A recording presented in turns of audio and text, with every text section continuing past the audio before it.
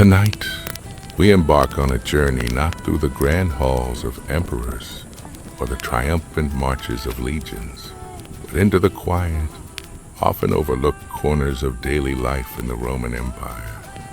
Imagine, if you will, a world without the familiar comforts of our modern age, a world where survival was an art and every sunrise brought with it a fresh set of challenges. This is not a tale of heroic battles or political intrigue, but a gentle exploration of the mundane, the gritty, and the surprisingly resilient spirit of the average Roman citizen. Allow your mind to drift, to settle into the rhythm of a bygone era as we uncover the subtle textures of a life lived long ago. Let the soft hum of the ancient world lull you into a state of peaceful contemplation. Our journey begins not in a marble villa, but in a Roman insula, the ancient equivalent of an apartment building. Picture yourself waking, not to the gentle chime of an alarm, but to the distant cries of street vendors and the rustle of straw beneath you. Your room, a modest space, offers little in the way of luxury. Stone walls, cool in the morning, will soon begin to sweat under the midday sun. There are no windows, only small openings that invite in the sounds and scents of the bustling city below. The mattress, filled with straw, offers a rustic comfort, a far cry from the plush beds of today. The air, thick with the scent of wood smoke and unwashed humanity, is a constant reminder of the close quarters in which life unfolds. As dawn breaks, the city slowly awakens. The aroma of baking bread wafts from a communal oven, a tantalizing scent that serves as a gentle reminder of the day's first meal. Yet, this is not a breakfast of lavish spreads. For the average Roman, the morning meal, or intaculum, is a simple affair. A piece of stale bread, perhaps a few olives, and watered down wine. There is no coffee to awaken the senses, no eggs or bacon to provide a hearty start. This is sustenance, plain and unadorned, designed to fuel the body for the arduous day ahead.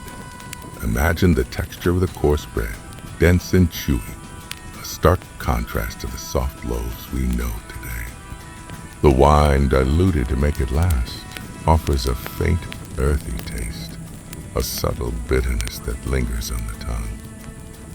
This is a meal consumed quickly, often standing in the street, amidst the growing clamor of the city. With the morning meal concluded, the Roman workday began. For most, this means manual labor under the relentless sun. Imagine yourself as a laborer, a potter, or perhaps a bricklayer. Your hands calloused and strong. The tools are rudimentary, the work physically demanding. Roads, aqueducts, and temples rise from the earth, built not by machines, but by the sheer force of human will. The sun climbs higher, casting long shadows across the dusty streets. The air fills with the sounds of hammers striking stone, the rhythmic chant of workers, and the distant shouts of foremen. There are no safety regulations, no protective gear. Every lift, every swing, carries with it the risk of injury. Yet the work continues, a steady, unwavering rhythm that defines the Roman day. As the day progresses, the streets of Rome become a vibrant, chaotic tapestry of life.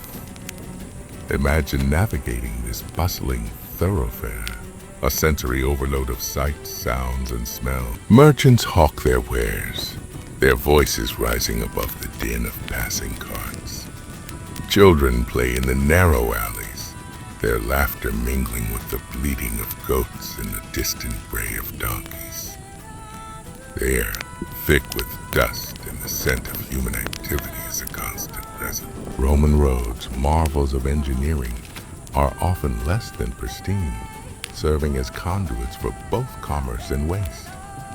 Stepping off the raised footpaths requires a careful eye, lest one encounter an unpleasant surprise.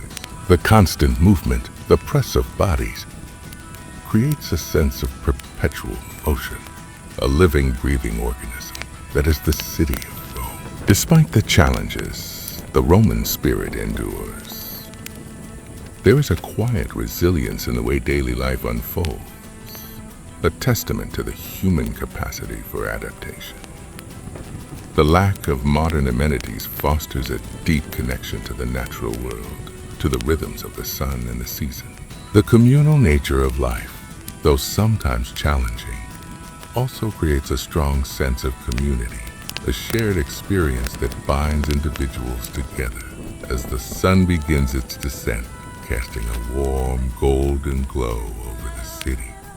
A sense of quiet reflection settles over the landscape. The sounds of the day begin to soften, replaced by the gentle murmur of evening conversations and the distant strains of a lyre. This is the Roman Empire, not as a grand, imposing force, but as a collection of individual lives, each one a testament to the enduring power of the human spirit. Allow these images to gently fade, leaving you with a sense of peace and a deeper understanding of a world long past. As twilight descends upon Rome, a different kind of life awakens. The narrow streets, once bustling with the commerce of the day, now become a stage for the city's nocturnal rhythm. Oil lamps, a luxury for the wealthy, cast flickering shadows, leaving much of the city shrouded in darkness. For the average citizen, navigating these unlit alleys requires a keen sense of direction and a healthy dose of caution. The sounds of the day, the shouts of vendors and the clatter of carts are replaced by the murmur of hushed conversation, the distant strains of music from taverns, and the occasional unsettling silence. This is a time when the city's underbelly stirs, when thieves and opportunists emerge from the shadows. The vigiles, Rome's night watchmen, are often overwhelmed, their presence a mere deterrent in the face of widespread petty crime. One of the most pervasive threats of the Roman night is fire. The insulae, those multi-story apartment buildings, are constructed primarily of wood, making them highly susceptible to conflagration. A single overturned lamp, a forgotten cooking fire, can quickly engulf an entire block in flame. Imagine the terror of waking to the smell of smoke, the crackle of burning timber, and the desperate cries of neighbors. There are no organized fire departments as we know them, only the rudimentary efforts of the feces, armed with buckets and bricks. Escape is often a frantic scramble down collapsing staircases, a desperate dash for survival through smoke-filled corridors. The Great Fire of Rome, though attributed to Nero, serves a stark reminder of the city's vulnerability to this ever-present danger. Beyond the physical dangers, the Roman night also brings with it a different kind of discomfort. Noise, sleep for many, is a luxury. The thin walls of the insulae offer little insulation from the sounds of neighboring lives. Arguments, celebrations, and even the intimate moments of others are often audible. Drunken revelers spill out of taverns, their boisterous laughter echoing through the streets. Religious processions, accompanied by drums and chanting, can disrupt the peace at any hour. The city, even in its slumber, remains a symphony of human activity, a constant reminder of the crowded communal existence. Yet, amidst this chaos, there is a strange beauty. The moon, when visible, casts a silvery glow upon the ancient ruins, transforming them into ghostly silhouettes. The stars, unobscured by modern light pollution, glitter with an intensity rarely seen today. For those who find solace in the quiet moments, the Roman night offers a unique perspective on the city, a glimpse into its hidden life. It is a time for reflection, for whispered secrets, and for the quiet contemplation of a world that never truly sleeps. As dawn approaches, the city slowly begins to stir once more. The first rays of sunlight pierce through the darkness, illuminating the dusty streets and the weary faces of those who have endured the night. In taverns and tents alike, soldiers joked that the enemy wasn't afraid of Parthian swords. They were afraid Regan would never wash again. And truth be told, they weren't entirely wrong. The last stronghold of the rebellion loomed ahead, a walled city rumored to be impenetrable, where the rebel leaders had dug in like ticks on a dog. Supplies had been hoarded, archers lined with parapets, and the gates had been reinforced with the kind of smug confidence Oldegard says. They believed they could outlast Rodigan. Big mistake. By now, her appearance was legend.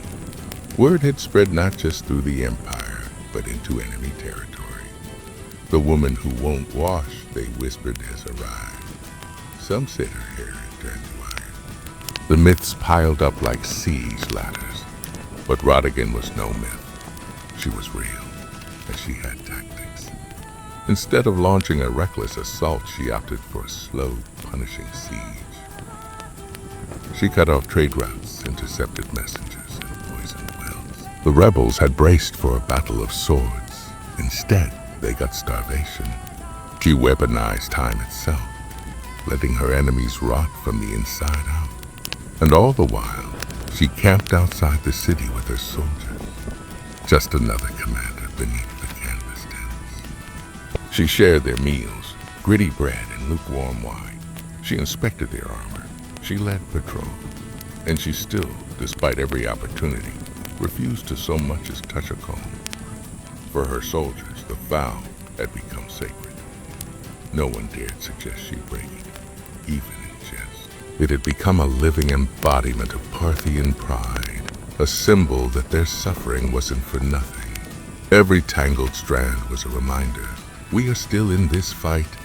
Inside the rebel city, morale crumbled. They had expected to demoralize the enemy by holding out. Instead, it was they who began to wither. Their own commanders began to argue. Food ran low. Rumors of desertion began to ripple like cracks through stone. And then came the breaking point. A small gate, left unguarded for just an hour, perhaps out of fatigue, perhaps sabotage, was found by one of Rodigan's scouts. That night, under the cover of darkness and wind, her forces slipped in and opened the main gates from within. By morning, the city was hers, and Rodigan, face streaked with sweat and ash, stood atop the battlements, unbathed, victorious, and utterly terrifying. Victory was not declared with trumpets or parades. It was declared with water. After months of dust, battle, and relentless pursuit, Rodigan stood before her army, not in royal robes, but in the same battlefield garb she had worn since the campaign began. Her armor bore dents from rebel blades. Her face was lined from sun and strain, and her hair, her wild, matted, filthy hair, now hung down her back like a lion's mane made of wire and legend. But she had done it. Every rebel city had fallen. Every oathbreaker had been brought low. And now, with her vow complete, she could finally do what no one in the Empire had dared attempt to rush. She could wash her hair. According to tradition and later accounts passed down through oral history, Rodigan summoned her servants not to a golden chamber, but to a public courtyard. For a public courtyard. She wanted her soldiers, the ones who bled beside her, to witness this moment. Basins were filled, boils were warmed, combs were retrieved from storage like sacred relics. And then, under the open sky, the warrior princess of Parthian, caked in the grime of war, began to scrub away months of rebellion. It was symbolic. Every tangle undone was another city reclaimed. Every rinse of water over her scalp washed away defiance, soaked into the earth as if the land itself had been restored. Some say she wept. Others say she laughed. But what no one disputed was the silence among the troops as they watched. Ardent men, scarred and sunburned, stood like statues as Rodigan emerged from her ritual, transformed. No crown was placed on her head. She didn't need one. The dust had become her diadem. The act of not washing had become more powerful than any jewel. And in that moment, Parthia didn't just have a princess. It had a symbol. She could have returned to court in triumph, let the scribes compose flattering odes, allowed nobles to fall over themselves in praise. But she didn't rush back to luxury. She stayed with her troops a while longer. She dined with them. She listened to them. She knew that her legend had just begun, but she didn't want it forged in gold. She wanted it forged in memory. After the hair washing that became an event for the ages, Rodigan could have ridden straight to the capital with fanfare, banners, and enough propaganda to last a century. But she didn't. Instead, she took the long route back, deliberately visiting the cities she had reclaimed one by one, walking their streets, inspecting their defenses, and ensuring no embers of rebellion still glowed beneath the ashes. This wasn't mere ceremony. It was strategy. Rodigan knew the danger of victory, how quickly it can melt into complacency.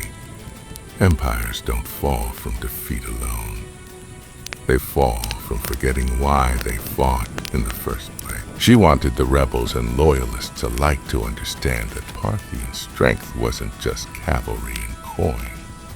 It was embodied in her very presence. A woman who chose hardship over comfort and earned loyalty by example, not decree, and loyalty she received. Everywhere she went, people gathered, not to gawk at royalty, but to stare in awe at her. Not polished, not perfumed, but real. She didn't bring fear. She brought accountability. She asked for reports, heard complaints, paid for supplies out of her own war coffers. She rewarded cities that had stayed loyal and offered clemency carefully, cautiously to those who repented. By the time she reached the royal court, her return had already become a legend.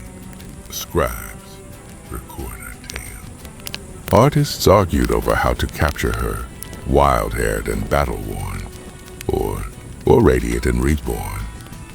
Ministers whispered about the implications. A woman commanding armies, keeping oaths, and now standing at the heart of Parthian power, with the loyalty of half the provinces in her hand. And here was the dilemma. What do you do with a princess who is more popular than most kings? Some urged she be married off as if that would contain her influence. Others wanted her placed in charge of border defenses permanently. She had proven what she needed to. The battlefield had been her throne, the dust her crown, and her name already etched in the hearts of soldiers and citizens alike. Needed no royal inscription to endure. She didn't need a coronation. She had already been crowned, not with gold, but with history. In the months following her campaign, Rodigan didn't seek the limelight, but it followed her anyway.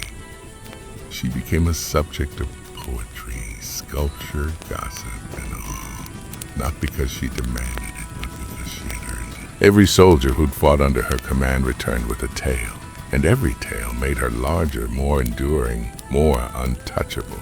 Yet, in the palace halls of Parthia, where politics slithered like snakes behind silk curtains, her silence was unnerving. She didn't boast, didn't lie. She didn't ask for titles or lands. Instead, she observed, listened, and understood. The real battlefield had only shifted from stone walls to whispered conversations.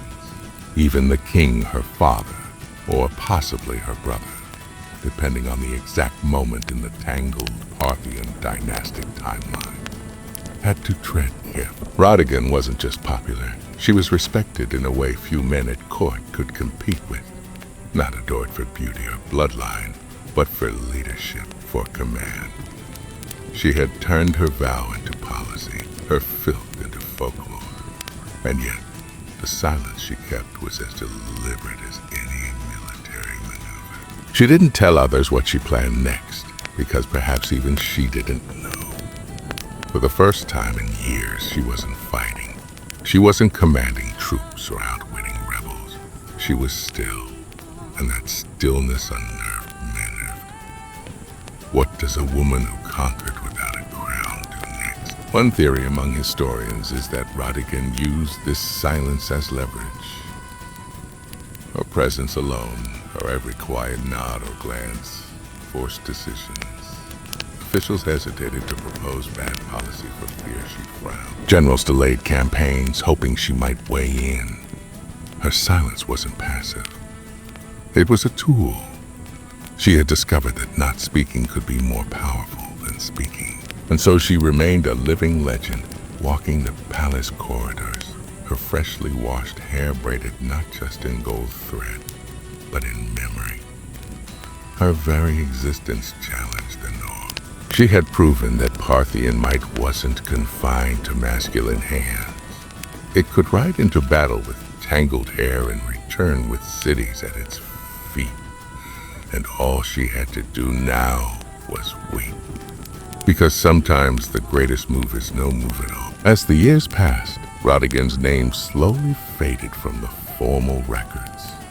Parthian scribes, more eager to elevate kings and dynasties than unruly warrior princesses, began to downplay her campaign. The silence she once used as a weapon now became the excuse for erasure. No grand mausoleum was raised in her name. No epic poem commissioned by the state bore her face on golden scrolls. But that's the thing about true legend. It doesn't need permission to survive. In the outposts where her army had marched, in the villages she spared, her name remained a whispered spell. Mothers told stories of her to their daughters, not as a fairy tale, but as a warning to any man who underestimated a woman with a mission. Soldiers recited her tactics as if they were sacred texts. And rebels, well, even decades later, they still spoke of her as if she might ride again from the dust, with hair flying like war banners. There's something profoundly unsettling about someone who breaks every rule of their time and still wins. Rodigan wasn't content to be decoration in a court. She didn't play the flute, paint birds, or practice the refined art of being quietly ignored. She burned through her time like a comet and then vanished just as quickly. Historians have debated what became of her. Some believe she retired from public life, choosing peace over politics. Others think she remained an advisor in the shadows, shaping Parthian strategy from behind the veil of anonymity. A few romantics claim she rode out one final time to settle a border dispute and disappeared into legend. Never confirmed, never denied. But what's certain is this: her legacy endured where it mattered most, in the people. She may not have worn the crown, but she ruled in ways no diadem ever could. She redefined what loyalty meant. She showed that a vow, even one as strange as refusing to comb your hair, could be as binding as a royal decree, and far more inspiring. And though history books may offer her only a footnote, the dust of Parthia still remembers. Because you don't need a marble statue to be eternal.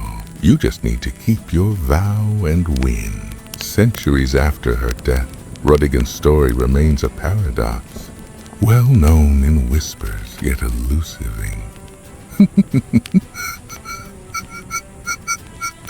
No towering statue bears her likeness. No royal tomb sings her praises in carved stone. But in the collective memory of those who admire rebellion, endurance, and principled ferocity, Ski is immortal. Not in the way kings are remembered, but in the way forces of nature are. She didn't need to conquer foreign lands or sign monumental treaties. What she conquered was expectation. In a world where women were told to wait behind curtains while men spilled blood in their name, Rodigan tore the curtain down and marched out, barefoot, helmet in hand. She didn't ask for command, she took it. and the empire didn't collapse, it followed. More importantly, she taught her people a lesson that no decree could enforce. That loyalty doesn't come from fear. It comes from seeing your leader suffer beside you, from watching them choose discipline over comfort, from watching them keep a vow longer than anyone thought possible. She wasn't perfect. No legend is. But her story endures precisely because it wasn't polished or clean. It was tangled, muddy, honest, like her hair on that final day of victory. In that filth was dignity. In that vow was a vision of leadership stronger than any title. When her soldiers looked at her, they didn't see a princess. They saw someone who believed in the fight more than her own vanity. And that's the part history couldn't quite erase. Even now, long after Parthia has crumbled and its cities turned to sand, her name returns in moments of resistance. Artists revive her. Writers search for her footprints. A vow not to wash until victory. It sounds absurd to some, but to those who've had to claw their way through injustice, it makes perfect sense.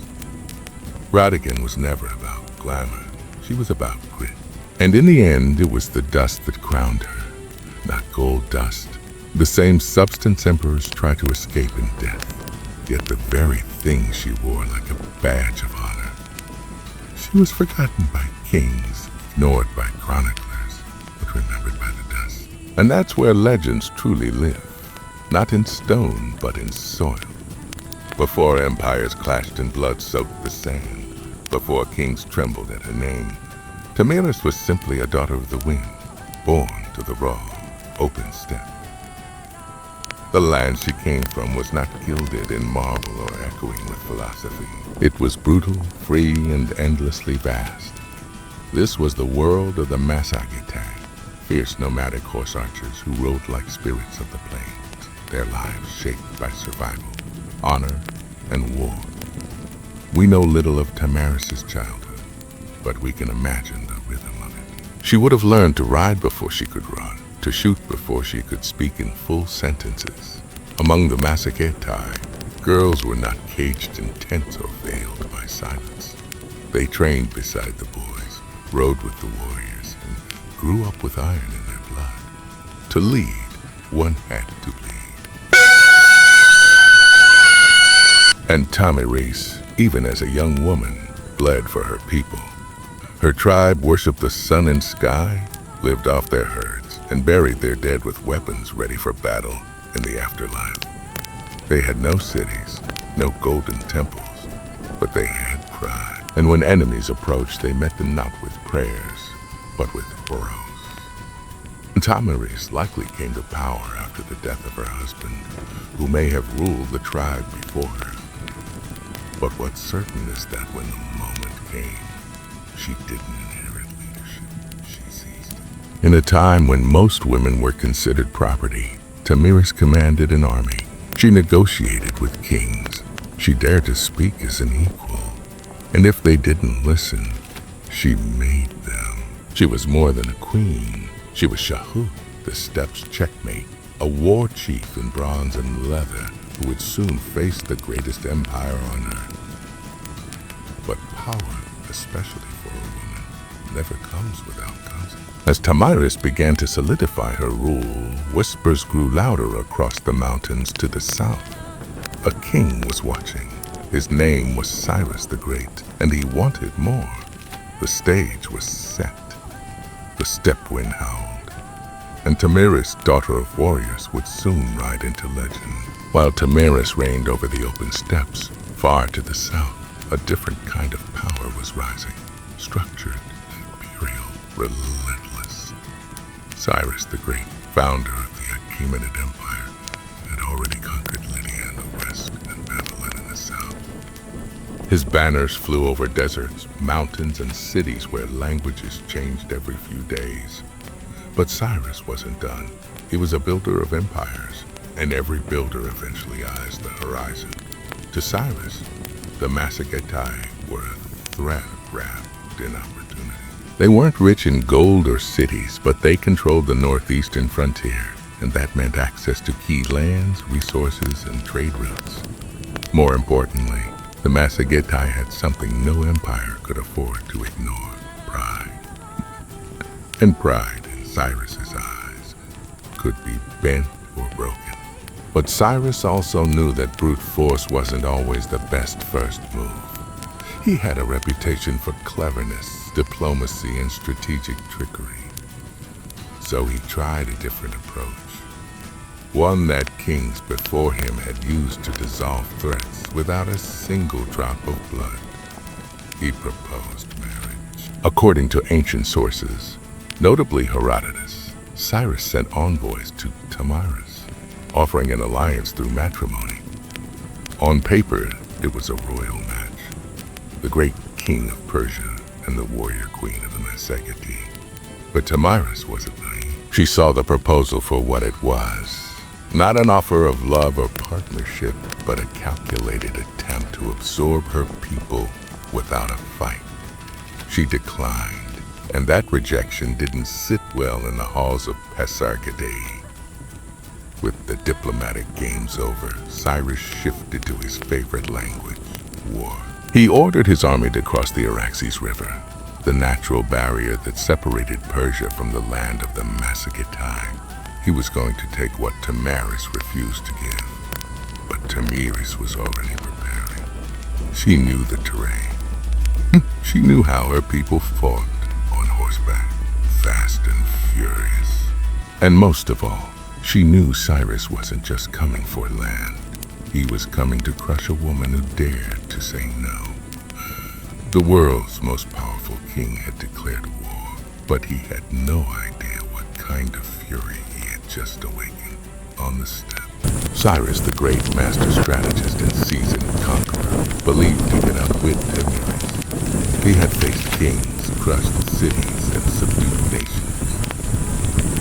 To him, the Masagetai were little more than wild nomads with fast horses and no cities to defend. He didn't realize he was stepping into the path of someone just as cunning and far more furious.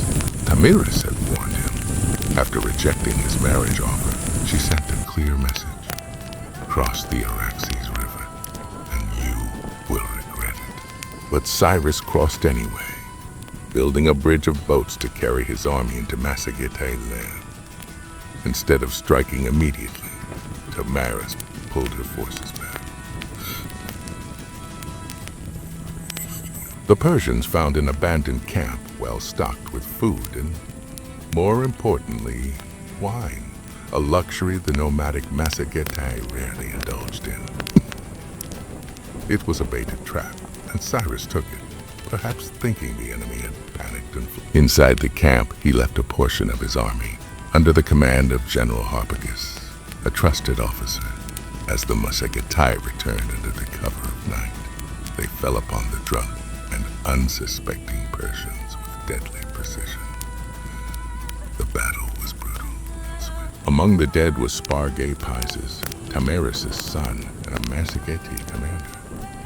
Accounts differ on what happened next. Some say Spargae Paises was taken alive and, realizing his capture, begged for death and took his own life. But all agree, when news reached Tamiris, something inside her shattered and then turned to steel.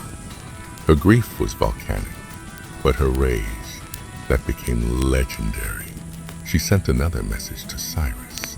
This one wasn't a warning. It was a vow.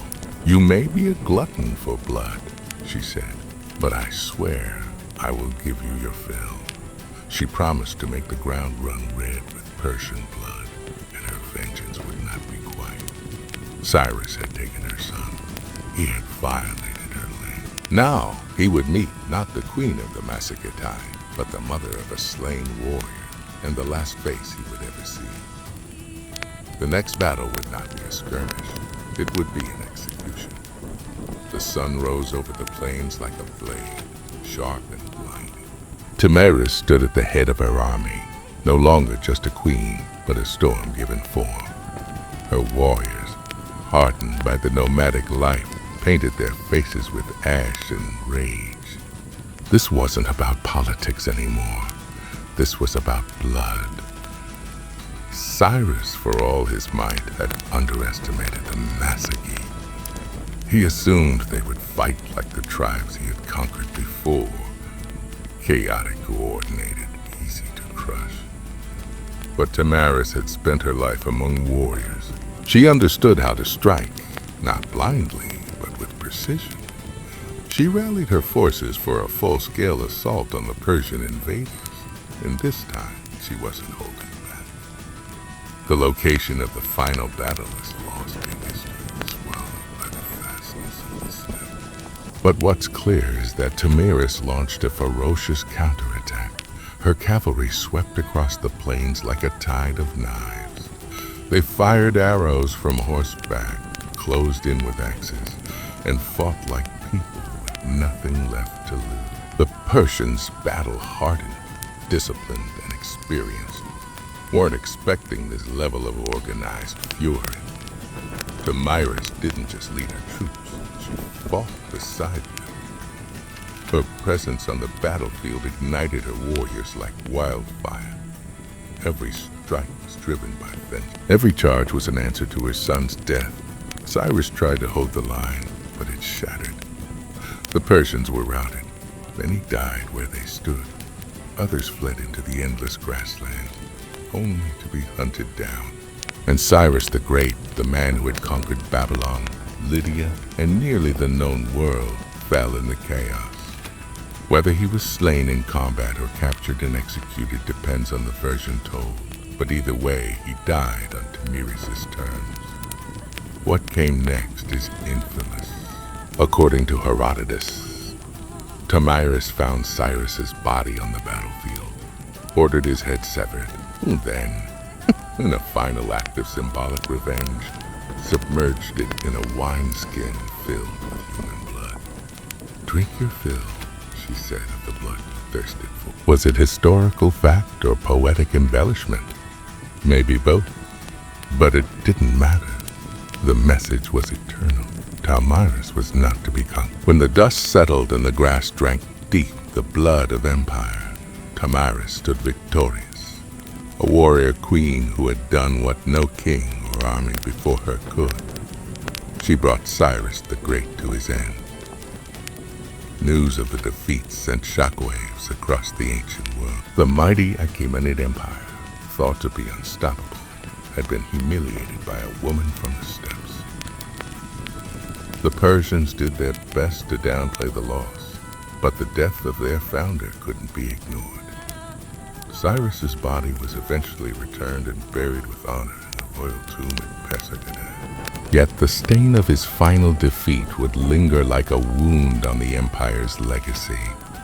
For Tamiris and the Massagetae, however, the victory was more than revenge. It was a declaration. They had defended their sovereignty, not just with weapons, but with dignity. Tamiris had stood up to the world's most powerful ruler, and she hadn't just survived, she had triumphed. And then, she vanished from history. No records survived detailing her later years, her death, or any successes she may have appointed. It's as if, after taking her vengeance, Tamiris simply rode back into the horizon and allowed the wind to carry her legend forward.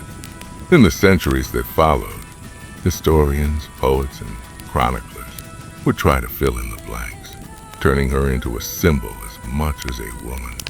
To the Persians, her name was a bitter reminder. To the Greeks, she was a paradox, a barbarian who displayed more nobility than many kings.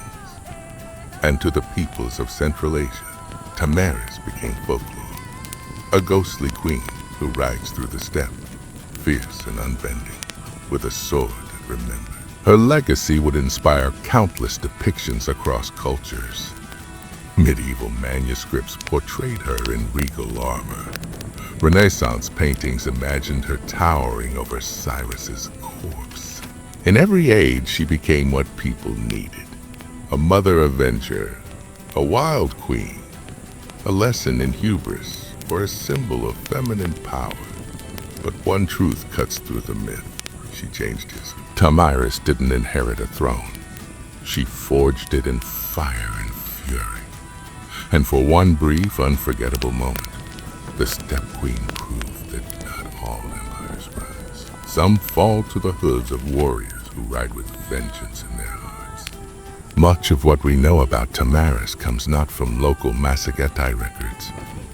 They left no stone tablets or royal archives, but from the pen of a Greek, Herodotus, often called the father of history. Writing a century after her time, he immortalized Tamaris in his histories, casting her as a warrior queen of astonishing resolve and terrifying vengeance.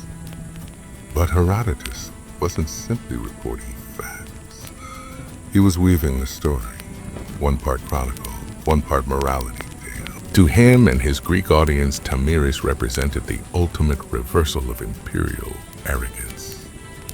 Cyrus the Great, a man who had conquered half the known world, fell not to a vast army or a rival king, but to a woman who fought not for glory, but for her child. Her victory was almost mythic, and Herodotus treated it as such. He even detailed her grisly revenge, the wineskin of blood, the severed head of Cyrus, and her damning words. Drink your fill, but was it true? Modern historians debate this endlessly. Some argue that Herodotus exaggerated or even invented parts of the tale, using Tamiris as a narrative tool to humble the Persian Empire, which at the time of his writing was still a looming force over the Greek world. Others believe that while the blood wineskin episode might be symbolic, the core event, Cyrus's death at the hands of Tamiris, likely did happen. There's also the question of bias. Herodotus, for all his insight, often filtered foreign cultures through a Greek lens. He portrayed the Masagetai as wild and free, yet noble. An exotic mirror to Greek ideals of honor and liberty. Tamiris in that frame wasn't just a barbarian. She was a moral counterweight to Persian ambition. Still, even if details blurred over time, Herodotus succeeded in one thing. He ensured Tamiris would not be forgotten. Because of him, she became more than a historical footnote.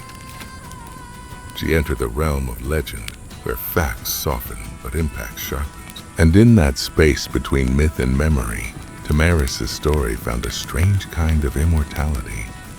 In a world dominated by kings and conquerors, Herodotus left us a queen who refused to kneel and left her enemies bleeding in the sand. Though she may have slain one of the ancient world's most iconic emperors, Tamiris never ruled an empire herself. She didn't build cities of stone or inscribe edicts on golden tablets. Her people, the Masagetai, were nomads, living not by wall, but by the rhythms of the land, the sky, and the horse. This meant that Tamiris' legacy was never institutionalized. There were no marble busts or royal coins bearing the likeness, no archives of her. Instead, her story passed on, as stories do on the steppe, through firelight, song, and the whispered awe of warriors. The Masagetai were one of many powerful tribes of the Central Asians. Their cousins included the Scythians, the Saka, and the Dahi, all expert horse archers who roamed the lands between the Caspian Sea and the borders of ancient China. These tribes were feared by empires for their mobility, unpredictability, and ferocity in battle. Tamiris as a female leader among them was rare, but not entirely unique. Steppe culture, unlike many sedentary civilizations, allowed women far greater freedoms. Women rode, hunted, fought, and even led. Among the Scythians, graves of female warriors buried with weapons, armor, and horse gear have been found by archaeologists, confirming that the stories of fierce steppe queens were more than just legend. Tamiris stood at the pinnacle of that tradition. Her power didn't come from inheritance or religion. It came from respect, grit, and sheer capability. She was a unifying force among scattered clans, a political leader, and a military commander in a landscape where survival meant riding faster, shooting better, and fearing nothing. But because the Massageti left no monuments, Tamiris became a kind of phantom queen, her name echoing only in the writings of outsiders and in the oral traditions of the steppe. To the Persian scribes, she was a warning. To the Greeks, a marvel. And to her people, likely a memory carried in bloodlines and battle songs. A ghost who rode with them across the plains. Empires may rise and fall in stone, but the stories of the steppe live on in the wind.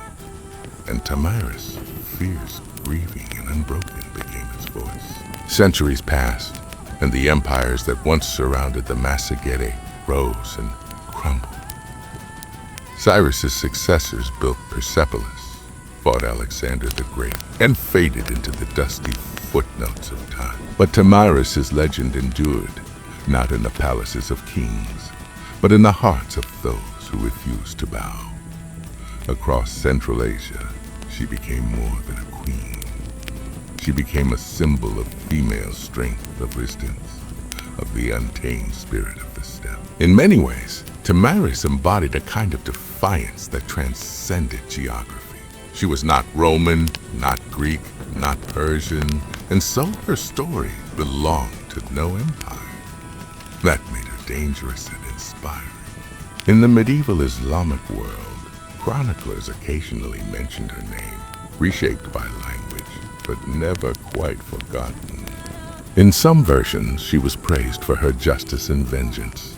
In others, she was seen as a savage queen, a reminder that power in the hands of a woman could be both glorious and terrifying. By the time the Renaissance rolled around, European artists rediscovered her tale through the writings of Herodotus. Painters depicted her in elaborate armor, standing triumphantly over Cyrus's lifeless body. In one dramatic painting, she holds his severed head aloft like a trophy, blood-soaked and victorious. It was theatrical, yes, but also political. These artists were fascinated by the idea of a woman who didn't just survive in a man's world, she won. In the 19th and 20th centuries, Tamiris became a nationalist icon in regions like Kazakhstan, Uzbekistan, and Turkmenistan. Poets and educators reclaimed her as a historical heroine, proof that the roots of Central Asian identity were fierce, proud, and deeply feminine. Her name appeared in textbooks, statues, and even military ceremonies. A woman who had once ruled on horseback with a bow in hand was now riding once more through memory and myth, through rebellion and pride, in a world that still wrestles with the idea of powerful women. Tamiris remains a challenge. Yeah, she wasn't perfect, saintly, or tame. She was decisive, brutal when necessary, compassionate only to those who deserve it. She was resistance in human form, and the blood of empire on her hands was a crown she wore without apology. History tends to favor the builders of monuments, the writers of laws, the kings who carved their names into stone. Tamiris did none of these. She left no empire behind, no palace to excavate, no royal seal to decipher. And yet, her name still lives, not because she ruled forever, but because she refused to be erased. She stands as a contradiction to how history often remembers women, not as helpmates or footnotes, but as forces of destiny. Tamiris didn't beg for recognition. She took it with blood and fire. She didn't ride behind a king. She rode against one and won. Her story is retold in classrooms from Central Asia to Europe, not simply because she killed Cyrus the Great, but because she dared to defy him. She wasn't defending an empire. She was defending freedom, a freedom that rode on the backs of horses, that hunted with hawks, that slept at the stars. Freedom that could not be neatly drawn. Today, her statues rise from Kazakhstan's capital cities, and her face adorns coins and textbooks. To modern Central Asians, she is a mother of nations, a link to a pre-Islamic, pre-Soviet, proudly nomadic past, a reminder that their identity wasn't born in submission, but in the cry of battle and the gallop of horses. In a world still divided by power, by gender, by memory, Tamiris is a beacon, not just because she killed a great king, but because she taught us something even greater, that dignity is not given, it is seized. That sometimes leadership looks like a mother grieving her son and refusing to let the killer walk away. We often wonder why some names survive while others vanish. Tamiris survived because she was unforgettable. Because in a time when women were expected to disappear into the tents of men, she rose, blade in hand, fury in heart, and carved her story into the flesh of history. Empires fall, statues crumble, but legends run. And somewhere in the whispering winds of the steppe, a queen still gallops, unbroken, undefeated, and utterly unforgettable. In ancient Egypt, beekeeping wasn't a hobby. It was a state-sponsored science with divine approval. Long before modern apiaries, Egyptians had already developed an organized mobile system for managing bees and extracting honey. By 2400 BCE, beekeeping was depicted in detail on the walls of tombs in the sun-drenched necropolises of Saqqara. It wasn't just about harvesting honey. It was a sacred practice embedded in agriculture, medicine, religion, and even the afterlife. The Egyptians used horizontal clay tube hives, typically stacked in rows, and laid on their side. These were nothing like modern wooden boxes. They looked more like terracotta drain pipes, and they were carefully designed to be relocated seasonally. As the Nile's floodwaters receded and flowers bloomed along its banks, hives were moved up and down the river to follow the nectar flow. This transhumance method was incredibly advanced for its time, almost like ancient GPS for bees. Beekeepers used clay or stone pipes to blow smoke into the hives, calming the bees before honey extraction. Without protective suits, these keepers had to rely on careful timing, experience, and a fair bit of courage. Honeycombs were removed gently, and the honey was collected not just for food, but for medicine, mummification, and sacred rites. Honey was considered a gift from the gods, a divine substance associated with Ra, the sun god. According to Egyptian myth, bees were born from the tears of Ra as they fell to. This wasn't poetic fluff. It shaped how the Egyptians treated bees, as messengers between the mortal world and the divine. Honey was used in temple offerings, funerary rituals, and even as a currency in trade. It also had a prominent role in medicine. Ancient papyri list honey as a key ingredient in over 500 remedies, mixed with herbs, wine, or milk to treat wounds, infections, and gastrointestinal issues. Its antibacterial properties were known, even if the science wasn't. Beeswax, too, was harvested and used in cosmetics, embalming, and even in writing tablets. It had value beyond the hive, becoming part of daily life for scribes, priests, and healers. In Egypt, the hive wasn't just a source of sweetness. It was a symbol of balance, healing, and celestial order, carefully cultivated under the watchful eyes of both humans and gods. While Egypt gave beekeeping structure and sanctity, ancient Mesopotamia gave it something equally vital: laws. The cradle of civilization didn't just master irrigation, writing, and city building. They also knew the value of honey and the importance of protecting its production. Though Mesopotamian beekeeping wasn't as visually celebrated as in Egyptian tombs, Its traces are found in cuneiform tablets and legal codes, suggesting a quietly sophisticated practice.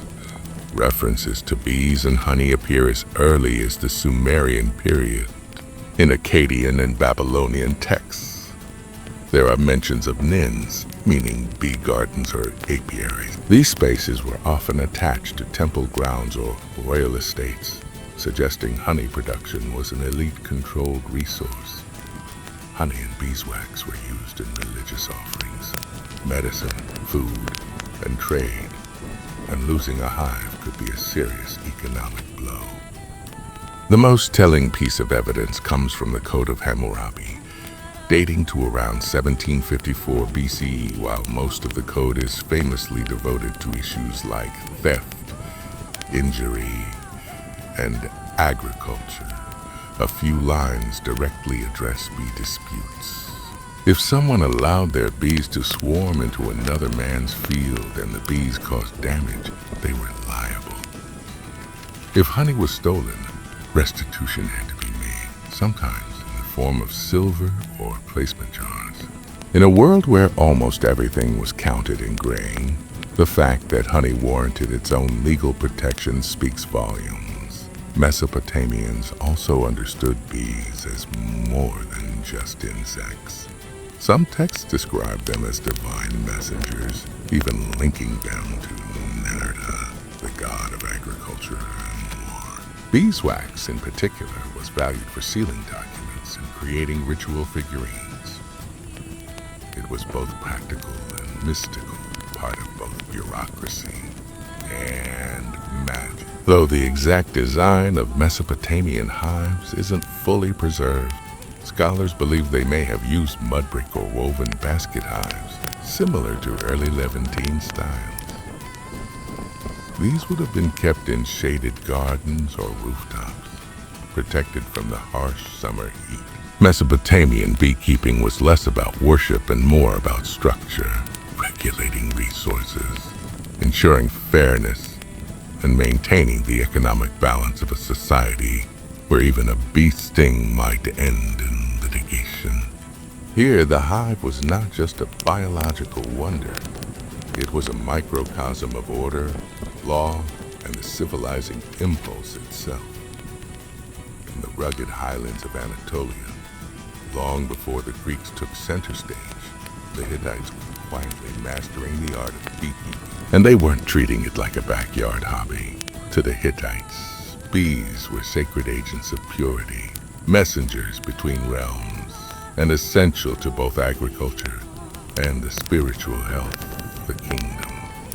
Unlike Egypt and Mesopotamia, where beekeeping was a blend of science and economics, the Hittites took a more ritualistic approach. In religious texts from the 14th and 13th centuries BCE, bees are mentioned not just as producers of honey, but as active participants in purification rites. One famous Hittite ritual text describes a ceremony in which a bee is summoned to go and remove the evil, the impurity, and the wrath of the gods. The bee is then released, not killed, a rare show of mercy in ancient rites, suggesting a deep reverence for the insect. The Hittites valued honey for its taste and its sacred utility. It was used in libations, sacrificial offerings, and anointing rituals, often combined with wine, milk, or grain. Honey wasn't just consumed, it was poured, burned, and blood. It served as a medium between human intention and divine reception. In terms of practice, evidence suggests the Hittites used clay or woven hives, likely stored in protected enclosures near temples or royal estates. Though the archaeological record is sparse, parallels with neighboring Levantine and Syrian traditions hint at portable, tube-like hives, possibly made from straw and mud, stacked and managed much like those in Egypt. Beekeepers in the Hittite world likely operated under temple control, their work deeply embedded in seasonal festivals and state rituals. Honey was not a mere commodity. It was a tool of diplomacy, healing, and spiritual cleansing. The bee, small and unassuming, held symbolic weight that far exceeded its size. The Hittites also contributed a vital piece to the global understanding of bees. They recognized bee migration. Some surviving texts describe the seasonal behaviors of swarms, linking blooming patterns with honey flow, an insight that shows how closely they observe their environment. In Anatolia, the hum of the hive wasn't background noise. It was a sacred frequency, vibrating through the bones of gods and kings alike. The ancient Greeks didn't just study bees. They admired them, feared them, and modeled society on their mysterious order. To the Greeks, the hive was more than a place of honey. It was a living metaphor, a model for the ideal city-state, a symbol of divine order, and a source of endless scientific curiosity. Greek beekeepers advanced the science of apiculture with a blend of practical knowledge and philosophical flair. Unlike earlier civilizations that used stationary clay hives, the Greeks developed movable terracotta hives with removable lids and sections. These allowed easier access to the honeycomb without destroying the colony, an early step towards sustainable harvesting. They also mastered the art of smoke control, using ceramic bellows and clay smokers. They would puff smoke into the hive entrance, sedating the bees before honey extraction. This innovation not only reduced stings, but also preserved the hive structure, allowing for multiple harvests per season. One of the most influential minds in Greek history, Aristotle, studied bees in extraordinary detail. In his Historia Animalium, he described hive behavior, noting that bees appeared to have distinct roles. Some gathered nectar, others defended the hive, and one, whom he called the king bee, seemed to lead. Although he got the gender wrong, Aristotle's observations laid the groundwork for centuries of bee research. Honey held a revered place in Greek culture. It sweetened wine, preserved fruits, and flavored cake. It was also used as a base for medicinal salves, especially in wound care, and was seen as a divine gift.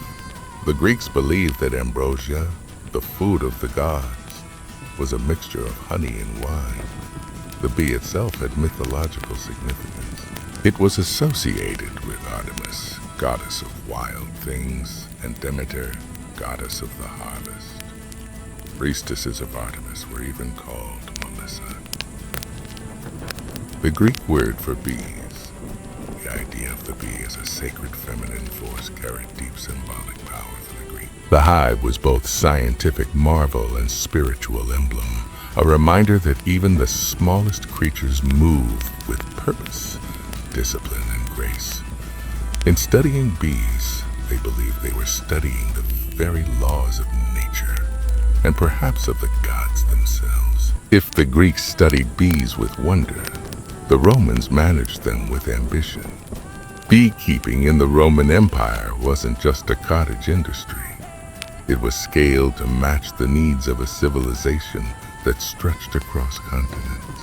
From the vineyards of Gaul to the hills of Hispania, Rome turned the humble hive into an empire-wide enterprise. The Romans inherited much of their apicultural knowledge from the Greeks and Etruscans, but they expanded it into a formalized agricultural science. Writers like Varro and Columella recorded detailed instructions for building hives, harvesting honey, and relocating colonies. Their treatises describe beekeeping with a startling modernity, including observations on swarm behavior, seasonal cycles, and pest control. Roman hives came in many forms: hollow logs, cork bark containers, clay tubes, and even woven baskets sealed with dung or mud. Flexibility was key. In colder climates, more insulation was needed. In warmer provinces, ventilation was critical. These innovations allowed Rome's beekeepers to adapt the craft across vastly different regions of the empire To calm bees, Romans employed clay pots filled with smoldering herbs like thyme or oregano. The smoke soothed the hive and perhaps added a subtle flavor to the honey. Harvesting was done with iron knives, and wax was separated by melting and straining, later used in candles, writing tablets, cosmetics, and even waterproofing ships. Honey wasn't just food, it was everywhere. It was added to wine to make mosum, used in baking, in sauces for meat and fish, and even as an early energy source for athletes and soldiers. Roman physicians, following Hippocratic traditions, prescribed honey for sore throats, wounds, fevers, and digestive problems. Its antibacterial properties were well known and well used. Beeswax had its place in medicine too, as a base for plasters, balms, and even dental fillings. Its malleability and resistance to decay made it ideal for sealing and preserving. In short, honey in the ancient world wasn't just sweet, it was life-saving. It healed the sick, preserved the dead, and symbolized purity. It was the pharmacy of the gods, delivered by the wings of bees. Ancient beekeepers were more than farmers. They were innovators, engineers, and keen observers of nature. Across civilizations, they developed specialized tools and methods that allowed them to manage bee colonies effectively, harvest honey sustainably, and even protect themselves from the bees' defensive stings.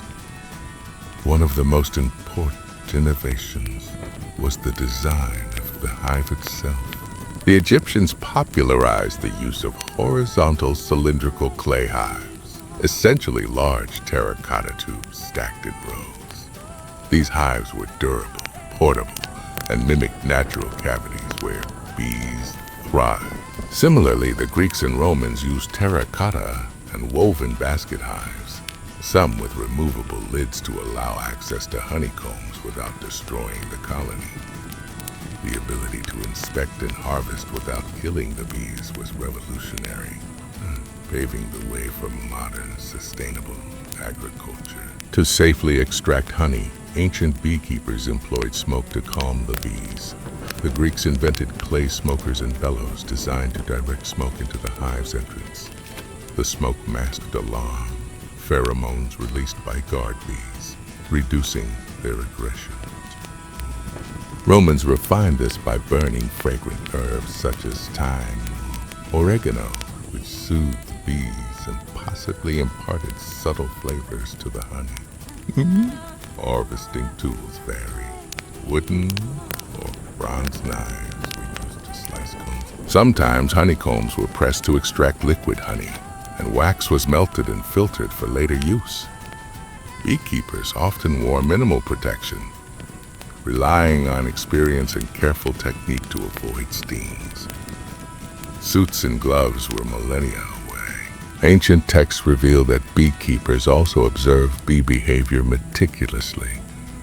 They understood swarm cycles, seasonal patterns, and the importance of moving hives to optimize nectar collection. Some cultures practice transhumance, relocating hives to follow flowering plants' bloom, similar to modern migratory beekeeping.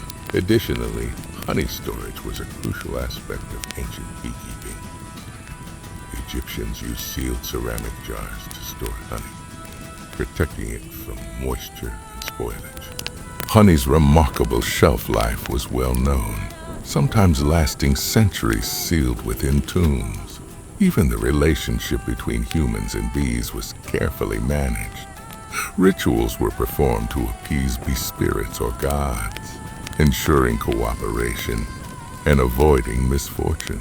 This spiritual care was as vital as the physical tools in maintaining a productive hive. In all, ancient beekeeping was a blend of craftsmanship, natural science, and reverence. The tools and techniques they developed set foundations that still influence modern beekeeping. The ancient practice of beekeeping laid the groundwork for a relationship between humans and bees that continues to this day. Far from a simple agricultural activity, early Beekeeping was an art and science that influenced medicine, religion, economy, and ecology across civilizations, shaping the way we understand nature and sustainability.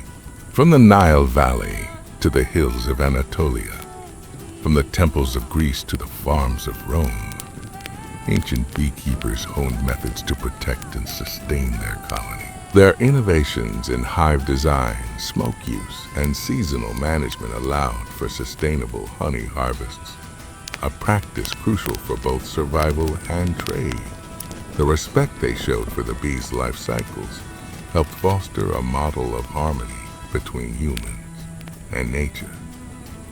Their understanding of honey as a medicine informed the early pharmacopoeias of Egypt, India, and Rome, influencing healing practices that persist in traditional medicine worldwide. Honey's antibacterial and preservative properties became the foundation for wound care and remedies, while beeswax shaped early technologies in cosmetics, art, and construction. The symbolic and spiritual meanings attributed to bees and honey in ancient cultures also endure.